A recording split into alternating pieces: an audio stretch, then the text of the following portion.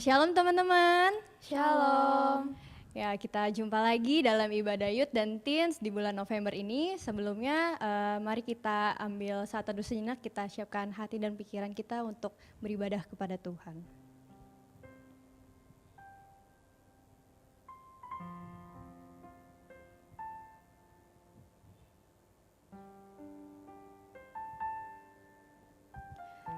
Tuhan Yesus, terima kasih Tuhan, pada hari ini Kau boleh kumpulan kami, walaupun kami hanya ibadah lewat online, tapi biarlah ibadah ini boleh berkenan di hadapan Tuhan, dan kiranya Kau berikan kami hati untuk memuji, memuliakan, dan mendengarkan firman-Mu Tuhan. Biarlah Tuhan saja yang boleh dimuliakan dalam ibadah kami pada hari ini. Terima kasih Tuhan, Kau pimpin juga ibadah kami dari awal hingga akhir, dan juga kiranya Kau pimpin untuk internet bagi teman-teman yang ada di rumah maupun di gereja mereka masing-masing, supaya dapat berjalan dengan baik dan dapat beribadah dengan baik. Terima kasih Tuhan, hanya dalam nama Tuhan Yesus kami berdoa, amin.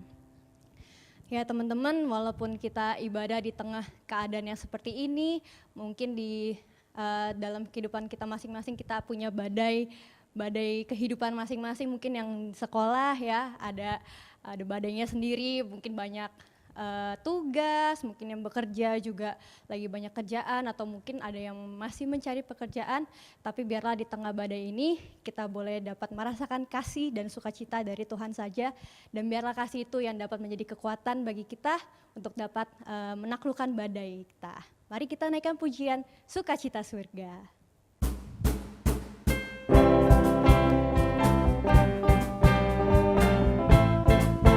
Walaupun dari rumah kita harus tetap semangat untuk memuji Tuhan.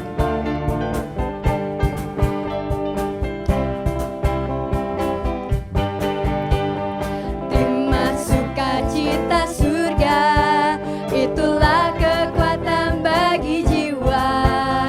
Ku dapat rasakan kasih-Nya di tengah badai yang bergelora. Terima sukacita surga, itulah kekuatan bagi jiwa. Ku dapat saksikan kuasa-Nya, taklukkan badai yang bergelora. Haleluya, Kau ada dalam hatiku, takkan patah semangatku, takkan hilang kekuatanku. Haleluya, ku mau bersorak bagimu, sukacita surga nyata penuhiku. Kita naikkan pujian ini dengan lebih sukacita. Terima sukacita surga, itulah kekuatan bagi jiwa. Ku dapat rasakan kasih-Nya di tengah badai yang bergelora. Terima sukacita surga, itulah kekuatan bagi jiwa. Ku dapat saksikan kuasa-Nya, taklukkan badai yang bergelora. Haleluya, Kau ada dalam hatiku, takkan patah semangatku, takkan hilang kekuatanku. Haleluya, ku mau bersorak bagimu, sukacita surga nyata penuhiku. Haleluya, Kau ada dalam hatiku, takkan patah semangatku, takkan hilang kekuatanku. Haleluya, ku mau bersorak bagimu, sukacita surga nyata penuhiku. Sukacita surga nyata memenuhiku, sukacita surga nyata sukacita surga nyata. Sukacita surga nyata penuhiku. Teman-teman, sebelum kita mendengarkan firman Tuhan, mari kita siapkan hati dan pikiran kita untuk masuk ke dalam hadirat-Nya. Karena hanya di hadirat-Nya saja kita mendapatkan kekuatan, pengharapan untuk menghadapi badai kehidupan kita. Dan hanya di hadirat-Nya Tuhan menyatakan isi hatinya kepada kita. Kita naikkan pujian hadirat.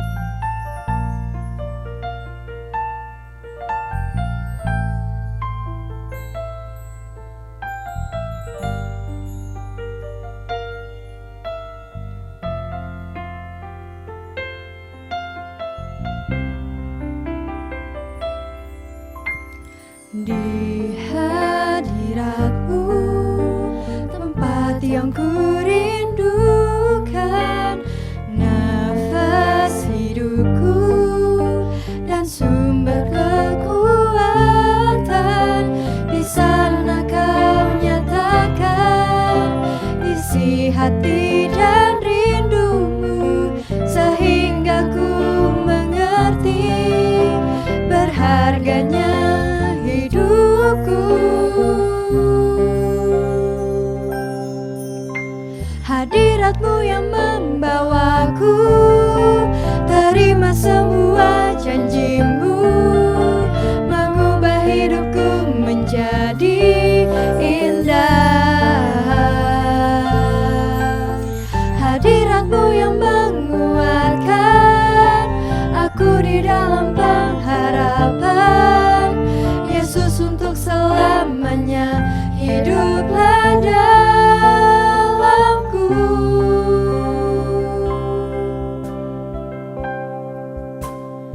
Di hadirat-Mu, tempat yang ku rindukan, nafas hidupku dan sumber kekuatan.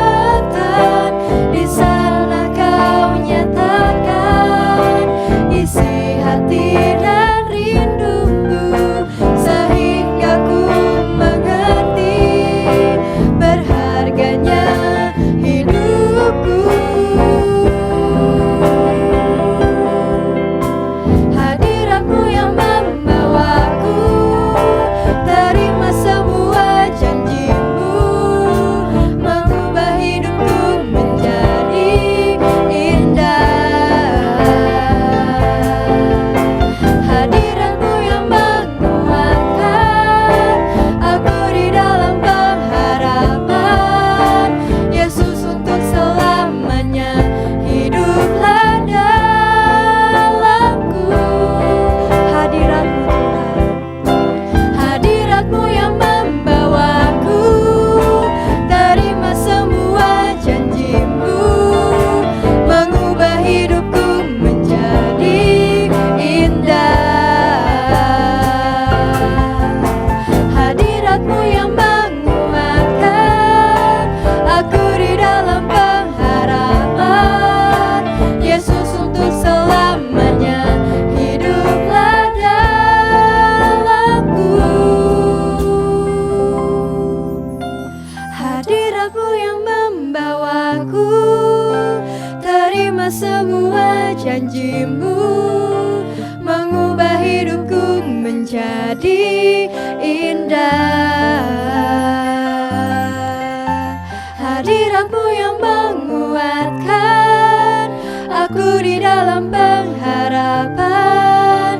Yesus, untuk selamanya hiduplah dalamku. Yesus, untuk selamanya hiduplah dalamku.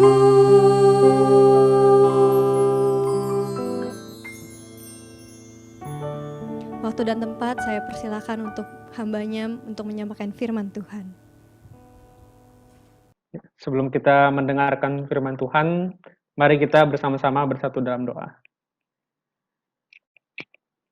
Bapa kami dalam surga, kami mengucap syukur karena Engkau adalah Allah yang baik dalam kehidupan kami, dan Engkau adalah Allah yang senantiasa memberikan kepada kami pengharapan ketika kami datang ke hadapan-Mu, dan Engkau juga adalah Allah yang memberikan kepada kami penghiburan dikala kami menghadapi segala macam pencobaan dan berhadapan dengan badai kehidupan yang mengombang-ambingkan kami.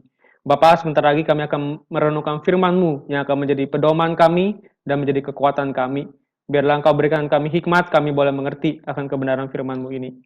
Terima kasih Bapa, dalam nama Tuhan Yesus kami berdoa. Amin. Ya, shalom teman-teman. Ya, saya panggil teman-teman aja ya, soalnya kita sama-sama muda ya. Saya ngaku-ngaku. Nah teman-teman sekalian, kita akan merenungkan firman Tuhan pada malam hari ini dari 1 Samuel pasalnya yang pertama, ayat 12 sampai ayat yang ke-18. Kemudian saya akan bacakan Yakobus pasal 1 ayat 3.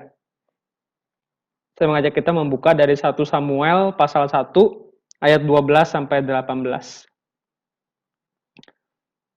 Jika teman-teman sudah menemukannya, saya akan membacakannya untuk kita semua. Ketika perempuan itu terus-menerus berdoa di hadapan Tuhan, maka Eli mengamat-ngamati mulut perempuan itu, dan karena Hana berkata-kata dalam hatinya dan hanya bibirnya saja yang bergerak-gerak, tetapi suaranya tidak kedengaran, maka Eli menyangka perempuan itu mabuk. Lalu kata Eli kepadanya, "Berapa lama lagi engkau berlaku sebagai orang mabuk? Lepaskanlah dirimu daripada mabukmu." Tetapi Hana menjawab, "Bukan, tuanku, aku seorang perempuan yang sangat bersusah hati. Anggur ataupun minuman yang memabukkan tidak kuminum, melainkan aku mencurahkan isi hatiku di hadapan Tuhan. Janganlah anggap hambamu ini seorang perempuan dursila, sebab karena besarnya cemas dan sakit hati aku berbicara demikian lama." Jawab Eli, "Pergilah dengan selamat, dan Allah Israel akan memberikan kepadamu apa yang engkau minta daripadanya." Sesudah itu berkatalah perempuan itu, "Biarlah hambamu ini mendapat belas kasihan daripadamu." Lalu keluarlah perempuan itu, ia mau makan, dan mukanya tidak muram lagi. Saya akan membacakan Yakobus pasal 1 ayat 3. "Sebab kamu tahu bahwa ujian terhadap imanmu itu menghasilkan ketekunan." Sedemikian jauh pembacaan firman Tuhan. Teman-teman, kita saat ini sedang memasuki, berada di dalam kondisi yang tidak biasa. Seluruh dunia mengalami berbagai macam perubahan yang signifikan dan juga sangat mendadak. Bahkan kebiasaan-kebiasaan sehari-hari pun kita juga berubah. Misalnya teman-teman, kalau misalnya yang sekolah ya, pagi-pagi dulu biasanya bangun sekolah, buru-buru mandi, makan, kemudian langsung ke sekolah ya. Nah, kalau misalkan yang kuliah, ya biasanya juga sudah mulai mempersiapkan kuliah dan lain sebagainya. Kerja pun demikian. Nah, teman-teman, tapi pada masa gini, sekarang ini semuanya berubah. Ya. Pagi-pagi bangun, ya mandi lah ya. Kita pasti mandi lah kalau pagi bangun ya. Jadi setelah pagi-pagi kita bangun, kemudian kita beres-beres dan lain sebagainya, kita akan langsung mempersiapkan. Kita akan kuliah online atau sekolah online. Kalau kerja, kita langsung masih ada yang pergi kantor, ada juga yang sudah mulai kerja online di rumah. Nah, perubahan-perubahan yang signifikan dan cepat ini tentunya membuat kita menjadi tidak enak ya, mengalami satu perubahan yang tiba-tiba seperti ini. Dan tidak terasa sekarang kita sudah 9 bulan ya kita online dan nggak ketemu kayak dulu lagi. Ya, bahkan bukan hanya sekolah, bukan hanya kuliah, dan bukan hanya ibadah saja yang online, bahkan persekutuan-persekutuan pun, pertemuan-pertemuan pun dilakukan secara online. Ya seperti kita ini sekarang ya, persekutuan secara online. Nah, mungkin kalau misalnya kita dulu pas ketemu, ya bisa lirik-lirikan ya. Kalau sekarang udah nggak bisa ya, lirik nggak dilirik balik ya. Soalnya semuanya lihat ke kamera gitu ya. Nah, jadi ada perubahan-perubahan seperti itu, teman-teman.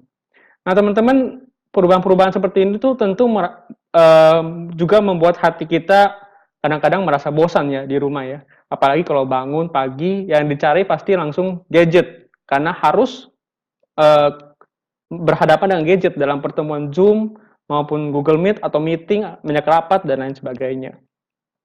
Tentu ini juga membuat kita ada sebagian mungkin yang mulai putus asa juga ya. Maksudnya putus asa tuh kayak sudah bosan gitu, sudah jenuh, ingin keluar rumah dan ingin melakukan aktivitas seperti dulu, tidak seperti sekarang. Nah, teman-teman sekalian, kemarin pada tanggal 11 itu ada promo ya. Ayam KFC promo 77.000 dapat satu bucket ya, isinya 9. Ya lumayan ya, bisa beli 9 buat sekeluarga makan ya. Ya, saya memang kalau makan KFC harus cari promo dulu biar murah gitu ya. Dan kalau kita ke mall atau kita ke toko KFC, kita tahu ya harganya juga dibilang murah banget juga enggak gitu ya. Dibilang mahal banget sih ya, ya enggak juga sih. Cuma ya lumayan mahal lah ya dibanding ayam goreng biasa, misalkan ayam geprek dan lain sebagainya. Nah, tapi ayam goreng KFC yang sudah terkenal ini memiliki latar belakang yang unik, teman-teman, di balik kisah ini.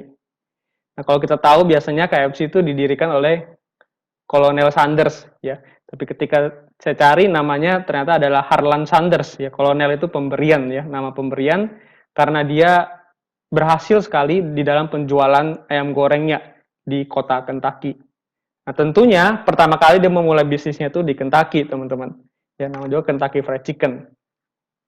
Toko ini ramai sekali ya. Dia punya ayam goreng ini, saking ramainya dia bisa membeli lagi satu tempat khusus untuk restoran dia. Tetapi tidak lama kemudian restoran ini menjadi sepi karena tatanan kota Kentucky itu diubah oleh pemerintah setempat. Jadi pengunjung menurun, semakin lama semakin sepi, dan akhirnya terpaksa toko itu harus ditutup. Dan bahkan ketika toko itu dijual pun, Sanders masih harus membayar utang-utangnya yang masih belum bisa dilunasi ketika dia sudah menjual toko tersebut. Oleh karena itu dia harus pergi keliling untuk menjual resep ayam goreng miliknya. Dan ayam goreng ini dia jual resepnya ini pada umur sekitar 60 tahun. Jadi usianya sudah cukup lanjut begitu ya. Dia masih pergi ke restoran-restoran dan juga ke hotel-hotel untuk menjual resepnya. Kira-kira lebih dari 1000 kali dia menawarkan dan ditolak. Dan bukan hanya ditolak, kadang-kadang pun dia ditertawakan karena resepnya itu. Nah, tapi karena si Sanders ini dia begitu tekunnya, dia begitu uletnya, dia tidak pernah menyerah, dia terus menjual, dia terus menawarkan kepada restoran, dan akhirnya ada juga yang mengambil. Kemudian singkat cerita, resepnya ini diambil oleh satu perusahaan, kemudian menjadi besar sampai seperti sekarang ini. Dari kegigihan Sanders untuk terus menawarkan dan menjual resep itu yang pantang menyerah, yang membuat KFC itu bisa mendunia sampai pada saat ini. Nah, teman-teman sekalian, itulah yang dimaksudkan dengan resilient, yaitu ulet, ya, pantang menyerah dan tekun, terus berusaha meskipun jatuh berkali-kali, terus bangun dan terus melakukan perjuangannya. Jadi mungkin ketika kita mengalami kegagalan, ya, terutama di dalam masa-masa pandemi ini, mungkin ada kegagalan-kegagalan yang kita hadapi karena dampak daripada pandemi ini, dan ini juga menjadi bagian kita. Misalnya kita sedih juga sendirian, ya. Mungkin kita juga merasa marah juga karena kondisi yang tidak mengenakan. Tapi sebenarnya dari situ kita bisa belajar untuk menjadi orang yang lebih tekun lagi, lebih giat lagi, lebih kuat lagi, dan menjadi lebih pantang menyerah, teman-teman sekalian. Jadi kalau gagal, kita bisa coba lagi sampai kita dapat menyelesaikan masalah seperti itu. Nah, teman-teman, ini ketika kita dalam hidup sehari-hari, kita harus resilient, teman-teman. Harus tekun terus melakukan hal-hal ini supaya kita bisa tetap bertahan. Nah, iman kita pun juga seringkali mengalami hal yang serupa, teman-teman. Mungkin kita pernah dijauhi oleh teman karena kita Kristen, atau mungkin kita tidak ditemani oleh beberapa golongan teman-teman kita yang di sekolah, kampus, karena kita sebagai orang Kristen. Teman-teman, dulu waktu saya SMA, teman saya nggak terlalu banyak, teman-teman. Karena kalau mereka mau pergi, mereka bilang, itu saya waktu itu kan ditanya cita-cita mau jadi apa, saya bilang mau jadi pendeta begitu ya. Jadi mereka langsung ngomong, tuh pendeta tuh jangan diajak lah, jangan diajak, nanti ganggu suasana, nanti merusak suasana, dan lain sebagainya gitu ya.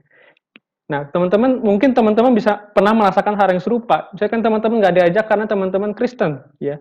Maksudnya, teman-teman ketika teman-teman ingin diajak pergi jalan, tapi teman-teman tahu tempat itu tidak baik, kemudian teman-teman menolaknya. Atau ada kesempatan kerja yang diberikan pada teman-teman, tapi teman-teman tolak karena teman-teman tahu bahwa itu melanggar kebenaran. Nah, itulah pergumulan iman yang seringkali kita hadapi juga. Nah, teman-teman, ketika kita merasakan hal-hal seperti itu, kita mungkin merasakan kesedihan, kita juga mungkin ada merasakan ketakutan, maksudnya takut nanti ke depan bagaimana masa depan kita dan lain sebagainya. Tapi dalam kondisi seperti itu, teman-teman, kita sebenarnya juga bisa belajar bagaimana Hana ya dalam bagian ini, dia juga merasakan hal yang serupa. Dia merasakan kesedihan, dia juga merasakan penolakan, dia juga bahkan merasakan kemarahan di dalam hatinya. Pada waktu itu, Hana, dia tidak bisa memiliki anak, teman-teman, karena kandungannya ditutup oleh Tuhan. Nah, pada waktu itu, ketika seorang wanita, dia tidak bisa mengandung, itu menjadi aib buat diri dia atau keluarganya. Artinya itu adalah hal yang sangat memalukan bagi dirinya sendiri. Dia mungkin malu juga melihat dirinya sendiri yang dalam kondisi yang seperti itu. Dan dia juga tidak berani bertemu dengan orang tuanya mungkin, dengan lingkungan sosialnya, karena dia dianggap sebagai aib gitu ya, memalukan keluarganya, menjadi bahan ejekan orang lain. Dan bukan hanya itu saja, pada waktu itu Elkana punya 2 orang istri, yaitu Hana dan satu lagi namanya Penina. Nah, Penina ini punya anak, dan Penina ini dia selalu menghina Hana karena Hana tidak punya anak. Jadi di dalam rumah itu Hana selalu mendapat tekanan daripada Penina ini dan selalu diejek. Nah, teman-teman sekalian, jadi kalau kita lihat kondisi Hana pun juga bukan kondisi yang mudah. Ketika dia ingin keluar bersama dengan teman-temannya yang bersosialisasi di luar, dia sudah mendapatkan stigma yang buruk bahwa dia memalukan keluarganya karena tidak bisa hamil. Lalu kemudian di dalam keluarganya pun jadi hina-hina oleh Penina yang membuat dia sakit hati terus-menerus. Kalau dia mau pergi menyendiri pun, dia juga merasa malu akan dirinya sendiri. Nah, jadi ini kondisi yang sangat tidak mudah, teman-teman, yang dihadapi oleh Hana. Tetapi, meskipun kondisi tidak mudah seperti itu, Hana tidak seperti orang-orang lain yang ketika dia mengalami pergumulan, dia pergi minum anggur dan mabuk, atau Hana tidak pergi melakukan satu hal yang dapat memberikan kepuasan sementara kepada dia. Hana datang kepada Tuhan. Setiap tahun Hana datang berdoa kepada Tuhan, namun kondisinya tetap sama. Tetapi bertahun-tahun itu juga dia setia berdoa kepada Tuhan. Meskipun dia melihat kondisinya belum berubah, tapi dia tetap setia kepada Tuhan, dia tetap berdoa, dan dia terus berdoa meminta kepada Tuhan. Tidak ada hal lain yang dia cari selain daripada Tuhan. Di mana Tuhan itu adalah tempat di mana ia mencurahkan isi hatinya. Seperti tadi dibaca teman-temannya di ayat 15, aku mencurahkan isi hatiku di hadapan Tuhan. Karena dia tahu ketika dia mencurahkan isi hati dia pada orang lain, belum tentu orang lain dapat mengerti kondisinya.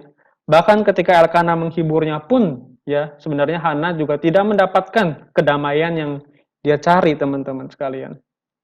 Jadi Hana tidak mencari yang lain-lain, tidak mencari hal-hal lain, dia hanya ingin mencari Tuhan di dalam pergumulan imannya ini.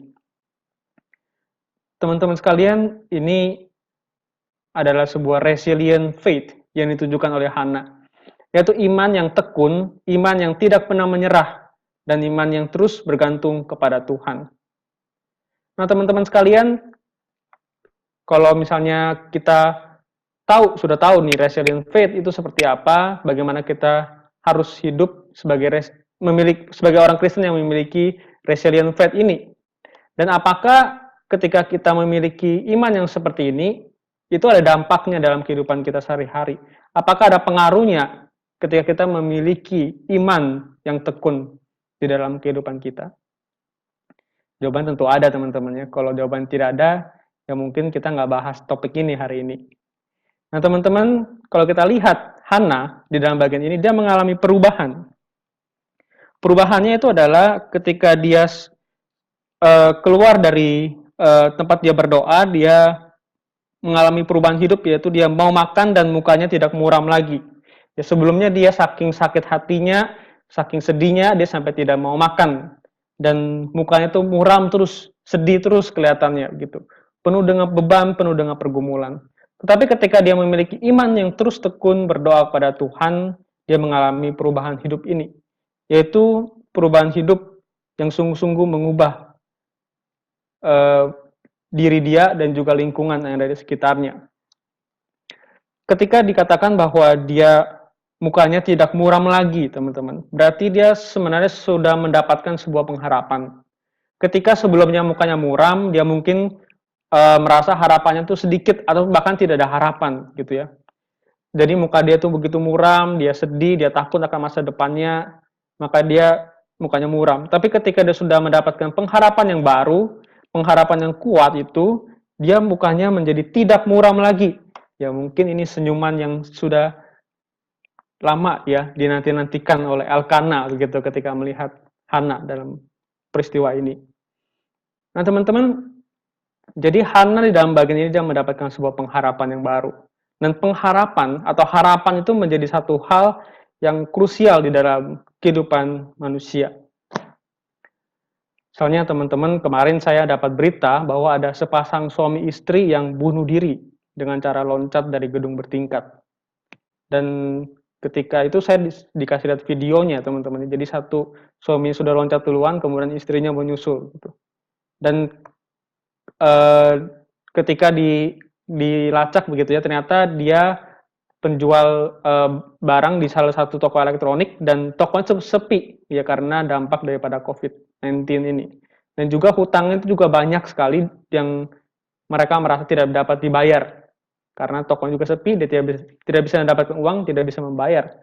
Lalu kemudian mereka melakukan aksi nekat itu, loncat dari atas.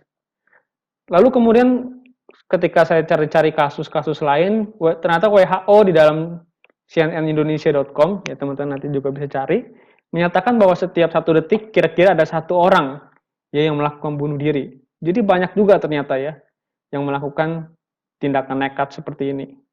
Kalau kita pikir-pikir sebenarnya apa yang menjadi latar belakang orang itu berani melakukan tindakan seperti ini, mengakhiri hidupnya begitu saja. Nah teman-teman, kalau kita renungkan, ada satu hal yang saya rasa ini sangat penting, yaitu mereka merasa bahwa tidak lagi ada harapan di dalam kehidupan mereka, sehingga mereka mau melakukan aksi seperti itu. Ketika mereka merasa bahwa diri mereka sudah tidak berarti lagi, tidak ada maknanya lagi, dan ke depan sudah tidak bisa dijalankan lagi dengan baik, maka mereka merasa tidak ada harapan, maka kemudian mereka melakukan tindakan bunuh diri itu. Jadi kuncinya ketika seseorang memiliki harapan, mereka tidak akan melakukan seperti itu. Ketika mereka memiliki harapan, mereka akan tetap kuat di dalam perjuangan hidup mereka. Ya, mereka akan ketika seseorang memiliki harapan, kita akan menjadi lebih kuat di dalam menjalani penderitaan. Karena kita tahu bahwa kita ada secerca harapan di depan yang menunjukkan pada jalan keluar daripada pergumulan dan permasalahan yang kita hadapi. Dan itulah yang dicari oleh manusia, teman-teman, dan juga kita, bukan? Ketika kita ada masalah, kita berharap ya supaya masalah itu dapat cepat selesai dan berlalu. Nah, teman-teman sekalian, bagaimana kita bisa memiliki harapan seperti itu? Harapan yang kuat, teman-teman. Ketika kita berharap sesuatu, kita tidak bisa berharap pada sesuatu yang dapat hilang dengan waktu yang cepat. Nah, teman-teman, ketika kita memiliki iman yang tekun ini, kita dapat memiliki pengharapan yang kokoh itu, yaitu pengharapan bahwa Tuhan, yaitu Tuhan yang Maha Kuasa, Tuhan juga yang mengasihi kita.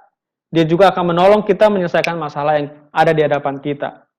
Dia memiliki kekuatan untuk menjalani dan menyelesaikan pergumulan kita dengan pantang menyerah, karena kita tahu bahwa Tuhan pasti menolong kita. Nah, teman-teman sekalian, bagaimana caranya Tuhan menolong kita? Kalau begitu. Nah, bentuk pertanyaan ini tidak ada jawaban yang universal, maksudnya satu untuk semua gitu ya. Karena kita semua memiliki permasalahan yang berbeda-beda.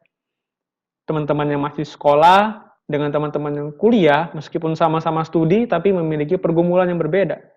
Teman-teman yang sudah kerja, sudah berkeluarga, memiliki pergumulan yang lain lagi, teman-teman.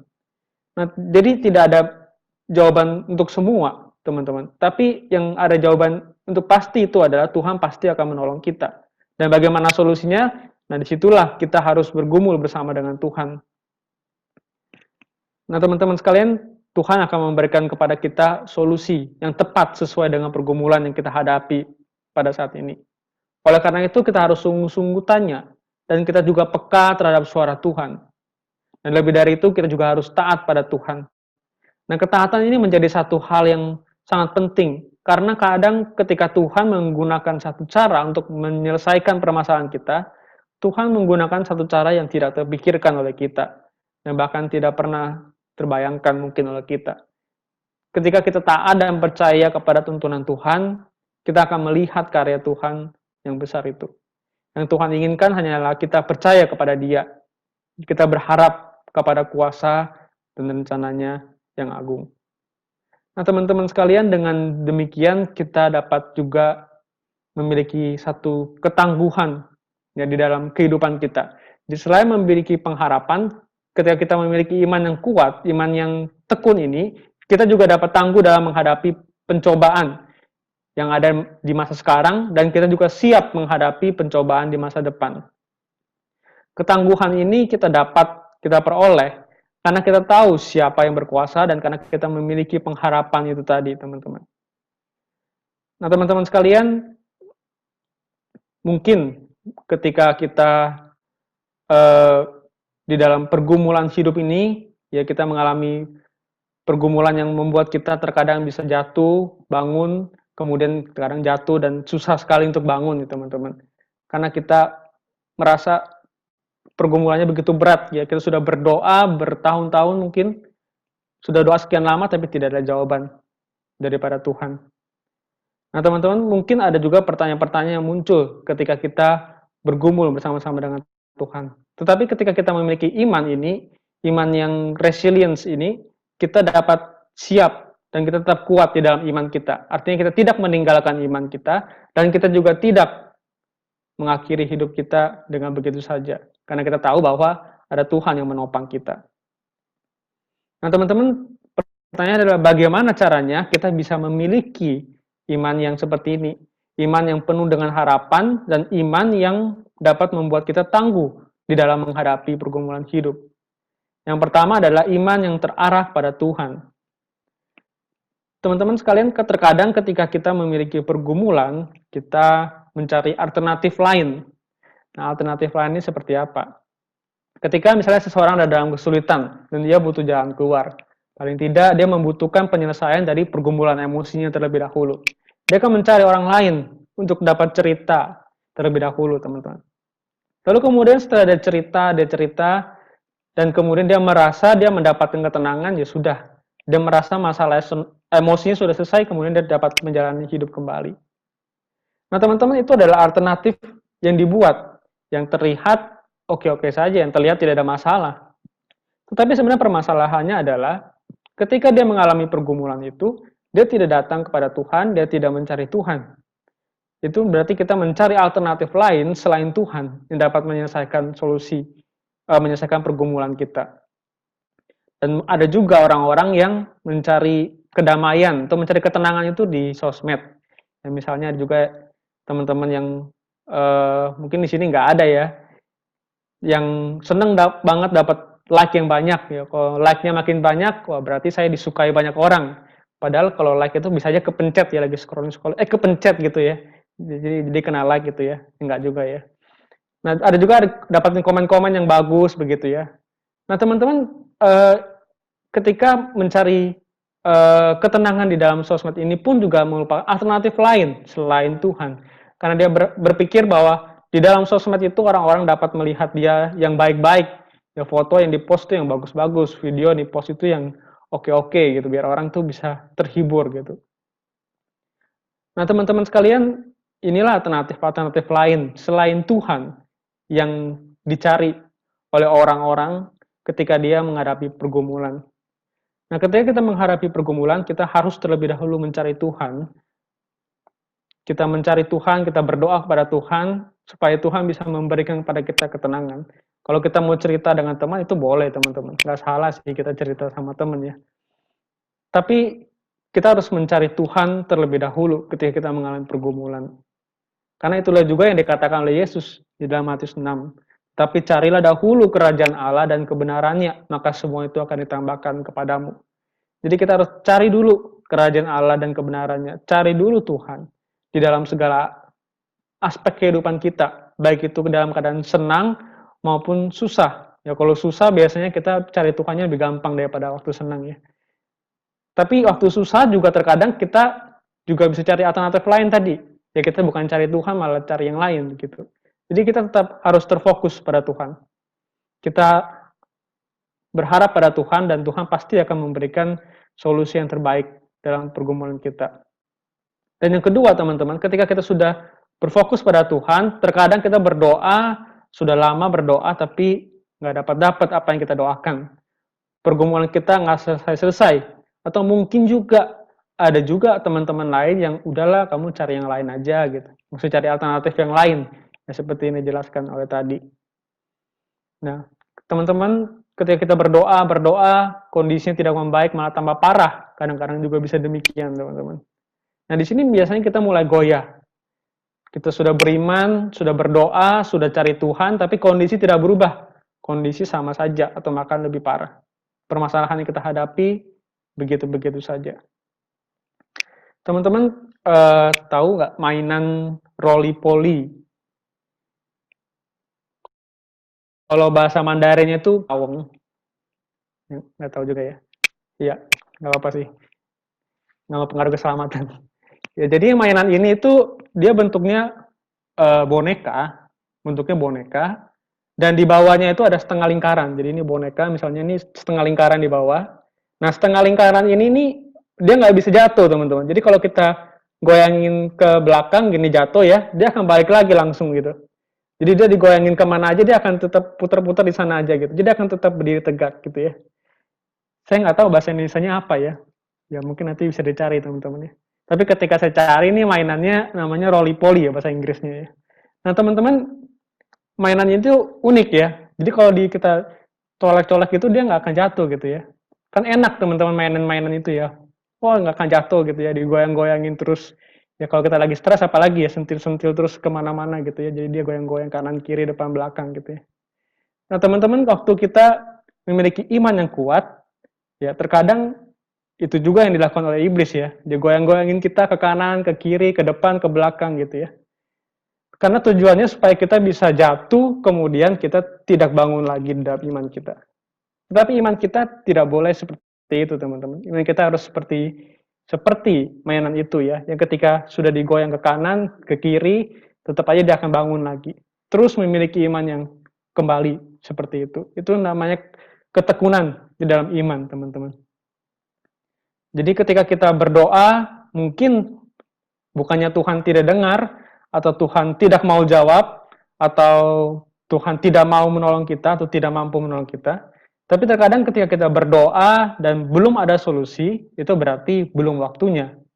Pada waktunya nanti Tuhan akan menunjukkan karyanya yang luar biasa, teman-teman.